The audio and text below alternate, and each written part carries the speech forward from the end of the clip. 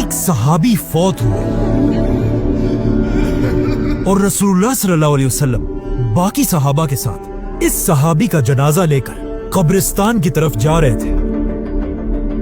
लेकिन एक आदमी आप सल्लल्लाहु अलैहि वसल्लम का छुप छुप कर पीछा कर रहा था और आहिस्ता आहिस्ता आप सल्लल्लाहु अलैहि वसल्लम के करीब होने की कोशिश कर रहा था। जैसे ही मुसलमान कब्रिस्तान पहुंचे, ये आदमी सीधा आकर आप सल्लल्लाहु अलैहि वसल्लम के पीछे बैठा। लेकिन अचानक आप सल्लल्लाहु अलैहि वसल्लम समझ गए कि ये आदमी चाहता क्या है और आप सल्लल्लाहु अलैहि वसल्लम ने अपनी कमर से चादर हटा दी। इस आदमी ने आप सल्लल्लाहु अलैहि वसल्लम की कमर पर एक निशान देखा और ये देखते ही वो आदमी रोने लगा। ये देखकर सब मुसलमान हैरान थे कि ये हो क्या रहा है। इसीलिए आप सल्लल्लाहु अलैहि वसल्लम ने इस आदमी से पूछा कि बताओ तुम कौन हो और तुम्हारी कहानी क्या है।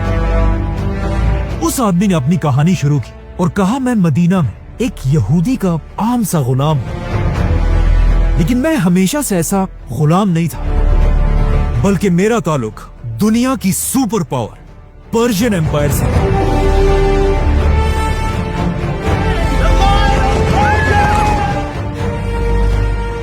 जहां मेरा बाप एक बहुत बड़ा सरदार था। ये आदमी आगे जाकर एक बहुत बड़ा सहाबी बना और इनका नाम था सलमान फारसी।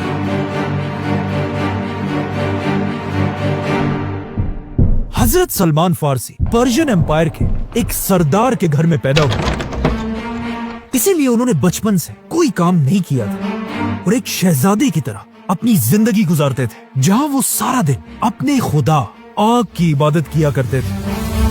क्योंकि उस जमाने में पर्शियन एम्पायर का रिलीजन ज़ोरास्ट्रियन था, जिसमें लोग आग को पूजते हैं।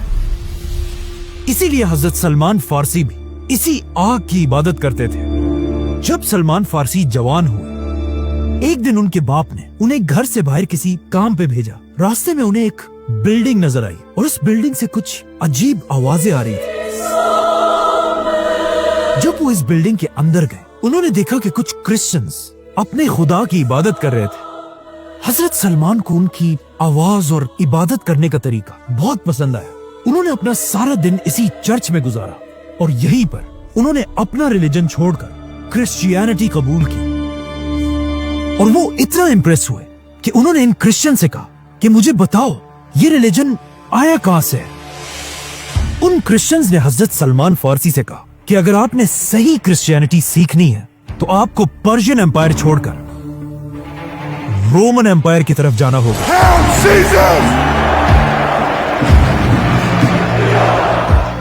जैसे ही सलमान फारसी वापस अपने घर गए और ये सब उन्होंने अपने बाप को बताया, हजरत सलमान फारसी के बाप को इतना गुस्सा आया कि उसने इन्हें अपने ही घर में जंजीरों से बांध दिया। लेकिन सलमान फारसी अपना माइंड बना चुके थे। उन्होंने किसी तरह इन जंजीरों से अपने आप को छुड़ाया और अपने घर से भागकर पर्शियन एम्पायर को छोड़कर रोमन एम्पायर की तरफ चले गए और वहां पहुंचते ही सबसे बड़े क्रिश्चियन आलिम के स्टूडेंट बने। लेकिन कुछ ही अरसे बाद उन्हें समझ आ गई कि ये आलिम एक करप्ट आलिम है, जो दीन के नाम पर लोगों से चंदे जमा करता है और इन चंदों से अपने खजाने भरता है। कुछ ही अरसे बाद जब ये आलिम मर गया और लोग जमा होकर उन्हें बहुत इज्जत से दफना रहे थे, हजरत सलमान ने उस आलिम के सारे खजाने लोगों के सामने खोल दिए और इस आलिम को सबके सामने एक्सपोज कर दिया।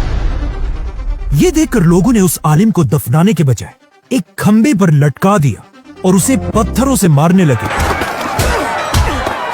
इस करप्ट आलिम की जगह अब एक नया स्कॉलर आया, जिसके बारे में हजरत सलमान फारसी कहते हैं कि वो वाकई में एक बहुत ही नेक स्कॉलर था। लेकिन जब बहुत अरसे बाद ये आलिम भी अपने डेथ बेड पर था, हजरत सलमान फारसी उनके पास गए और उनसे कहा, मुझे एक ऐसे आलिम के बारे में बताएं जो आपकी तरह एक नेक आदमी है। हजरत सलमान के टीचर ने उन्हें इराक में एक बहुत बड़े आलिम का बताया, जिसके बाद वो सीधा शाम को छोड़कर इराक की तरफ रवाना हुए और उस नए आलिम के साथ रहने लगे। जैसे ये आलिम भी मरने के करीब हुए, हजरत सलमान ने उनसे भी सेम क्वेश्चन पूछा और उन्होंने हजरत सलमान को तुर्की में एक और आलिम की तरफ रवाना किया। तो अब हजरत सलमान तुर्की में रहने लगे और जब ये स्कॉलर भी मरने के करीब पहुंचा, उन्होंने हजरत सलमान को तुर्की में एक और आलिम की तरफ रवाना किया। एंड ऑफ कोर्स कुछ अरसे बाद जब ये आलिम भी मरने लगा तो हजरत सलमान ने फिर इस आलिम से भी पूछा कि मुझे किसी बड़े आलिम की तरफ भेजें, लेकिन इस आलिम ने उन्हें कहा कि नहीं, मेरे बाद अब पूरी दुनिया में हमारे रिलीजन का कोई भी बड़ा आलिम नहीं रहा, क्योंकि हजरत सलमान के ये टीचर नेस्टोरियन क्रिश्चियंस थे जो उस जमाने के बाकी क्रिश्चियंस से बिल्कुल डिफरेंट थे, क्योंकि दुनिया के बाकी सारे क्रिश्चियंस ईसा अलैहिस्सलाम को अपना खुदा मानते थे, लेकिन ये क्रिश्चियंस उन्हें सिर्फ एक इंसान समझते थे। बाकी सारे क्रिश्चियंस मरियम अलैहिस्सलाम को मदर ऑफ गॉड कहते थे, मतलब खुदा की माँ, लेकिन नेस्टोरियन क्रिश्चियंस मरियम अलैहिस्सलाम को सिर्फ जीसस, एक इंसान की माँ समझते थे, जो बिल्कुल मुसलमानों के बिलीफ के साथ मिलता जुलता है। इसीलिए उस स्कॉलर ने हजरत सलमान से कहा कि अब बाकी सारे क्रिश्चियंस को छोड़ो, क्योंकि वक्त आ चुका है दुनिया में एक नए पैगंबर के आने का, और मैं तुम्हें उस पैगंबर की निशानियां बताता हूं। वो पैगंबर इब्राहिम अलैहिस्सलाम के रिलीजन पर होगा और वो अरब की जमीन पर पैदा होंगे। वो एक ऐसी जगह की तरफ हिजरत करेंगे जहां बहुत सारे खजूर के दरख्त होंगे, और ये इलाका 2 वोल्केनिक पहाड़ों के दरमियान होगा। वो पैगंबर कभी भी किसी से चैरिटी नहीं लेंगे, लेकिन अगर कोई उन्हें गिफ्ट दे उसे वो एक्सेप्ट करेंगे, और उनकी पीठ पर नबूवत का एक यूनिक निशान होगा। और ये सब कहने के बाद वो स्कॉलर फौत हो गया। लेकिन ये निशानियां सुनते ही हजरत सलमान ने अपना सारा सामान बांध दिया और किसी तरह तुर्की से अरब जाने की प्लानिंग करने लगे। आखिर उन्हें दूर से एक अरब काफिला नजर आया। हजरत सलमान ने इन काफिले वालों से कहा कि अगर तुम लोग मुझे अरब तक ले जाओ तो मैं इसके बदले में तुम्हें अपनी बकरियां और गाय दे दूंगा। उन्होंने कहा ठीक है, और इस तरह हजरत सलमान फारसी दुनिया के आखिरी पैगंबर की तलाश में अरब की तरफ रवाना हुए। लेकिन जैसे ये काफिला अरब की जमीन पर पहुंचा, इस काफिले के धोखेबाज लोगों ने हजरत सलमान फारसी को पकड़कर उन्हें बाजार में एक गुलाम की तरह बेच दिया। सलमान फारसी को खरीदने वाला एक यहूदी आदमी था जो उन्हें खरीद कर सीधा अपने घर लेकर आया, और हजरत सलमान फारसी के सारे प्लान्स टूट गए। लेकिन आहिस्ता आहिस्ता जब सलमान फारसी इस नए शहर में घूम रहे थे, वो ये देखकर हैरान रह गए, क्योंकि इस शहर में बहुत सारे खजूर के दरख्त थे और ये शहर 2 वोल्केनिक पहाड़ों के दरमियान में था, और इस शहर का नाम था मदीना। इसीलिए सलमान फारसी मदीना के हर कोने में जाकर उस पैगंबर को ढूंढने लगे। लेकिन मसला यह था कि यहाँ कोई भी पैगंबर नहीं था।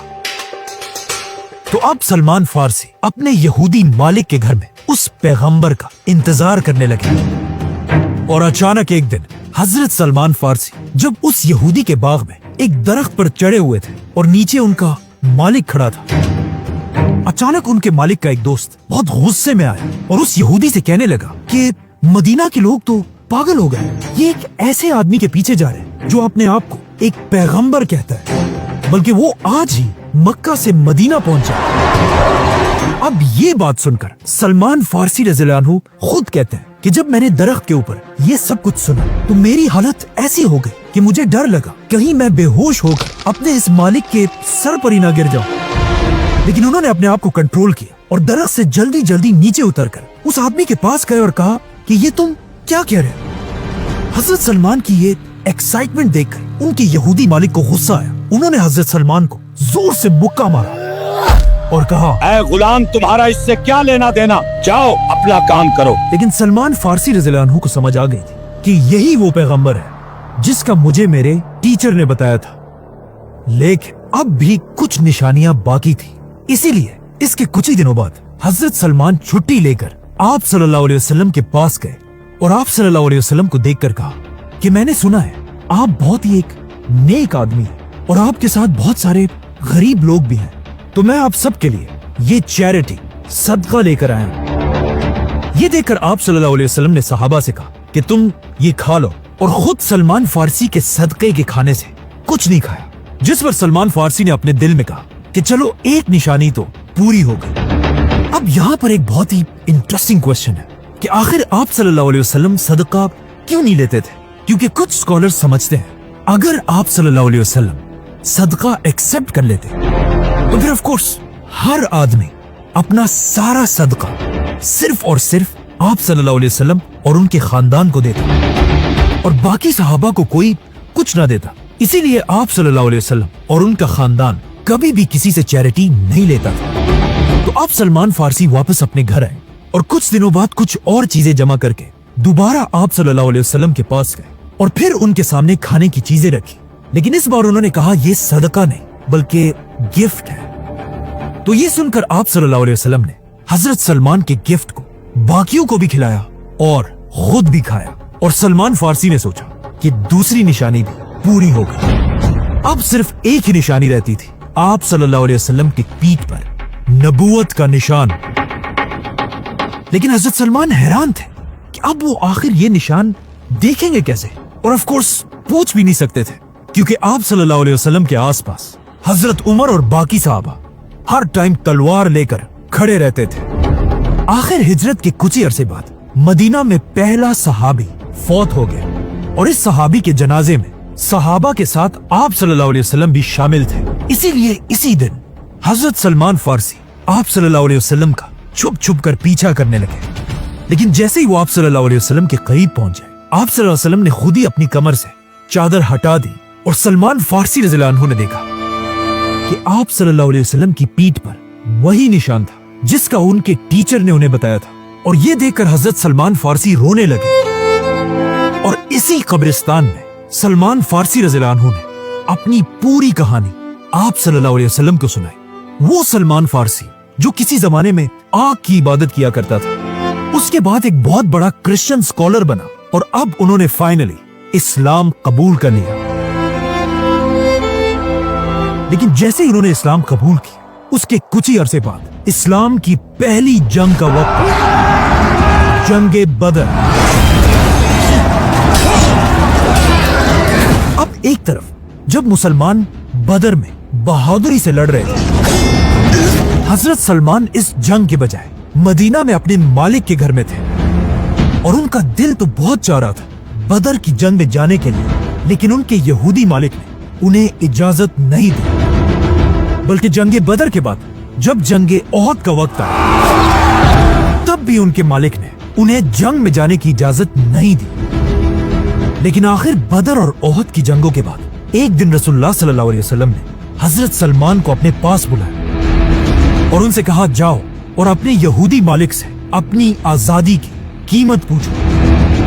اس وقت مدینہ کے یہودی مسلمانوں سے نفرت کرتے تھے، اور مسلمانوں کی اس مدینہ کی ریاست کو ہر طرح کمزور کرنے کی کوشش کرتے رہتے تھے، اور جب مسلمان ان سے کچھ خریدتے تھے، یہودی اسے ڈبل اور ٹرپل پرائس میں بیچتے تھے۔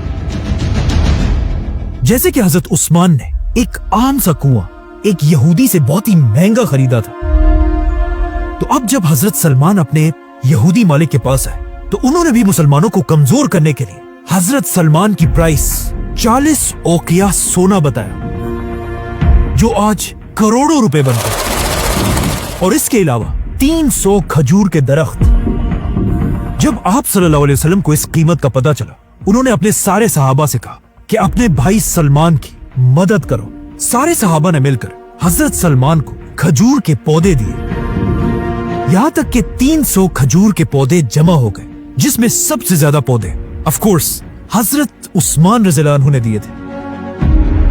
بلکہ ان 300 درختوں کے لیے زمین بھی حضرت عثمان نے اپنے پیسوں سے خریدی تھی، جس کے بعد رسول اللہ صلی اللہ علیہ وسلم نے اس یہودی کو سونا بھی دیا، اور اس طرح حضرت سلمان فارسی مسلمانوں کی مدد سے آزاد کر دیے گئے، اور حضرت سلمان جو اصل میں پرشین امپائر سے تھے، اب انہیں مدینہ میں سٹیزن شپ ملی۔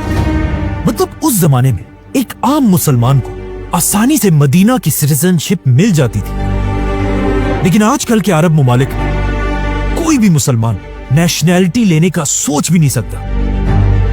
जैसे ही सलमान फारसी आजाद हुए, मुसलमानों की तीसरी बड़ी जंग का वक्त आया, जंगे खंदक। जब मक्का का सरदार अबू सुफियान 10,000 की फौज लेकर मदीना पर हमले की तैयारी कर रहा था, जब इसकी खबर मदीना तक पहुंची, आप सल्लल्लाहु अलैहि वसल्लम ने सारे सहाबा को जमा किया और उन सब से पूछा कि हम इस 10,000 की फौज से अपने मदीना को कैसे डिफेंड कर सकते हैं। जिस पर सब सहाबा अपनी राय देने लगे, लेकिन इनमें ऐसी एक भी राय नहीं थी जो 10,000 की फौज से मदीना को बचा सके। आखिर इस महफिल में एक सहाबी की आवाज आई, जिन्होंने कहा कि मेरे पास एक आइडिया है। आज से बहुत साल पहले जब मैं सुपर पावर पर्शियन एम्पायर में रहता था, और जब भी कोई बड़ी फौज हम पर हमला करती थी, हम अपने आप को बचाने के लिए अपने शहर के बाहर एक खंदक, ट्रेंच खोदा करते थे, ताकि चाहे दुश्मन जितना भी बड़ा हो, वो इस खंदक को क्रॉस ना कर सके। ये इतना नया आइडिया सुनकर सारे सहाबा आप सल्लल्लाहु अलैहि वसल्लम की तरफ देखने लगे। आप सल्लल्लाहु अलैहि वसल्लम ने अपना सर उठाया और वो मुस्कुरा रहे थे, जिससे सबको समझ आ गई कि ये जंग खंदक की जंग होगी। मदीना के मुसलमान हजरत सलमान के इस आइडिया से इतना इंप्रेस हुए, जिस पर मदीना के अंसार कहने लगे, सलमान हमारे ग्रुप से है, क्योंकि वो हिजरत से पहले मदीना में रहा करते थे। लेकिन मदीना के मुहाजिरीन ने कहा कि नहीं, सलमान हम सबसे पहले ही पर्शियन एम्पायर से हिजरत करके मदीना आया था, मतलब वो हम मुहाजिरीन में से थे। जिस पर रसूलुल्लाह सल्लल्लाहु अलैहि वसल्लम ने फरमाया कि सलमान ना अंसार से है और ना मुहाजिरीन से, बल्कि सलमान हमारे अहले बैत से है। ये सुनकर हजरत सलमान फारसी बहुत खुश हुए, क्योंकि कुछ अरसा पहले वो मदीना के एक आम से गुलाम थे, और अब आप सल्लल्लाहु अलैहि वसल्लम ने अपनी ही फैमिली का हिस्सा बना दिया था। जिसके बाद सलमान फारसी रज़ियल्लाहु अन्हु के आइडिया से मुसलमान जंगे खंदक जीत गए। इसी जंग में आप सल्लल्लाहु अलैहि वसल्लम ने हजरत सलमान फारसी से यह भी फरमाया कि जब मुसलमान तुम्हारे इलाके पर्शियन एम्पायर को फतह करेंगे, तुम भी मुसलमानों की उसी फौज में शामिल हो गए। जंगे खंदक के बाद आप सल्लल्लाहु अलैहि वसल्लम ने हजरत सलमान को एक और सहाबी अबू दरदा रज़ियल्लाहु अन्हु का भाई बनाया, जो खुद भी सलमान फारसी की तरह एक बहुत ही नेक सहाबी थे, जो घर के बजाय अपना ज्यादा वक्त मस्जिद और इबादत में गुजारते थे। जिसकी वजह से एक दिन हजरत अबू दरदा की बीवी ने हजरत सलमान से उनकी शिकायत की कि अबू दरदा मुझे और घर को बहुत ही कम टाइम देते हैं और हर दिन रोजे और इबादत में गुजारते हैं। इसीलिए अगले दिन जब हजरत अबू दरदा अपने घर आए और जब खाने का वक्त हुआ, हजरत अबू दरदा ने खाना नहीं खाया और कहा मेरा रोजा है। लेकिन सलमान फारसी रज़ियल्लाहु अन्हु ने उनसे कहा कि अपना रोजा तोड़ो और खाना खाओ। हजरत सलमान की बात पर मजबूरन अबू दरदा ने खाना खा लिया और अपना रोजा तोड़ दिया। जिसके बाद जैसे ही रात हुई और जब सब सोने लगे, हजरत अबू दरदा उठे और इबादत करने लगे। जिस पर हजरत सलमान ने उन्हें दोबारा रोका कि बस करो, आप सो जाओ, तुम पर अल्लाह का हक तो है, लेकिन तुम्हारे जिस्म और तुम्हारी बीवी का भी तुम पर पूरा हक है। अगले दिन अबू दरदा सीधा रसूलुल्लाह सल्लल्लाहु अलैहि वसल्लम के पास गए और उनको ये सारी कहानी सुनाई कि कैसे उन्हें सलमान फारसी ने नमाज और रोजे से रोका है। लेकिन आप सल्लल्लाहु अलैहि वसल्लम ने भी अबू दरदा से कहा कि सलमान ने बिल्कुल सच कहा है। हजरत सलमान की इसी जहानत की वजह से हजरत अली रज़ियल्लाहु अन्हु उन्हें अपने दौर का लुकमान हकीम कहते थे, और रसूलुल्लाह सल्लल्लाहु अलैहि वसल्लम ने भी हजरत सलमान को अपने क्लोज एडवाइजर्स में से बनाया था। बल्कि जब रसूलुल्लाह सल्लल्लाहु अलैहि वसल्लम पहली बार दुनिया के सारे बादशाहों की तरफ लेटर्स भेजकर उन्हें इस्लाम की दावत दे रहे थे, उस वक्त के पर्शियन बादशाह खुसरो की तरफ लेटर भी हजरत सलमान ने ही लिखा था। बल्कि हजरत सलमान फारसी ने आप सल्लल्लाहु अलैहि वसल्लम की जिंदगी में ही पहली बार कुरान फारसी जबान में लिखना शुरू किया था। और इस तरह हजरत सलमान फारसी रज़ियल्लाहु अन्हु आप सल्लल्लाहु अलैहि वसल्लम के आखिरी दिन तक उनके सबसे करीबी दोस्तों में से रहे। बल्कि सिर्फ यहां तक नहीं, आप सल्लल्लाहु अलैहि वसल्लम की वफात के बाद पे हजरत सलमान खिलाफत के सबसे बड़े जनरल्स में से थे।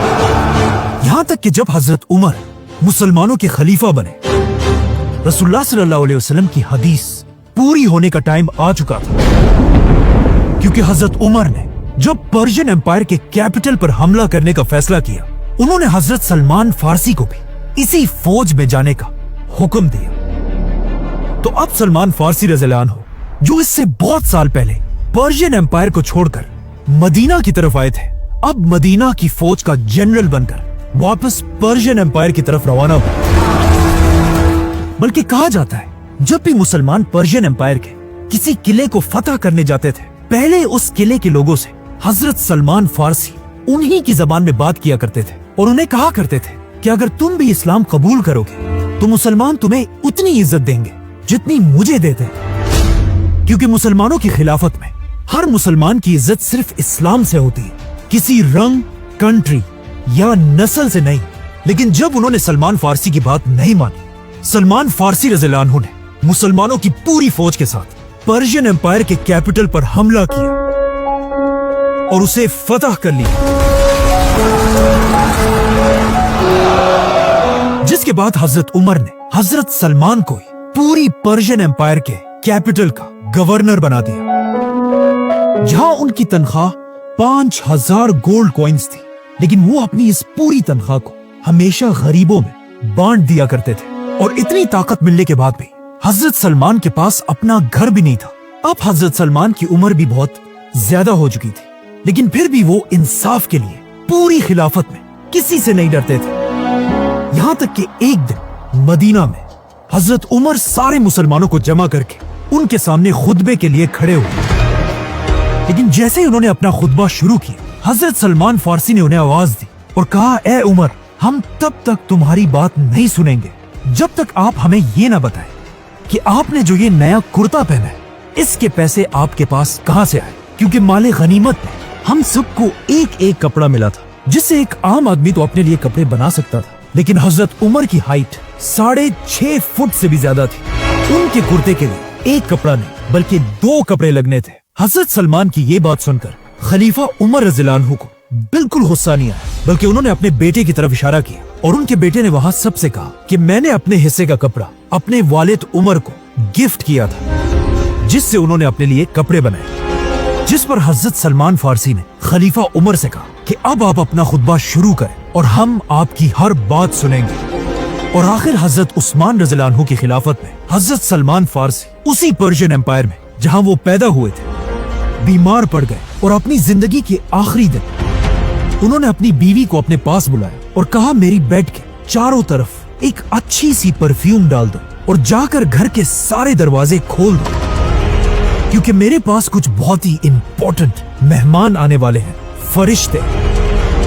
इस तरह सलमान फारसी, जो किसी जमाने में पर्शियन एम्पायर को छोड़कर छुप कर भागे थे, अब उसी पर्शियन एम्पायर के गवर्नर बनकर दुनिया से चले गए।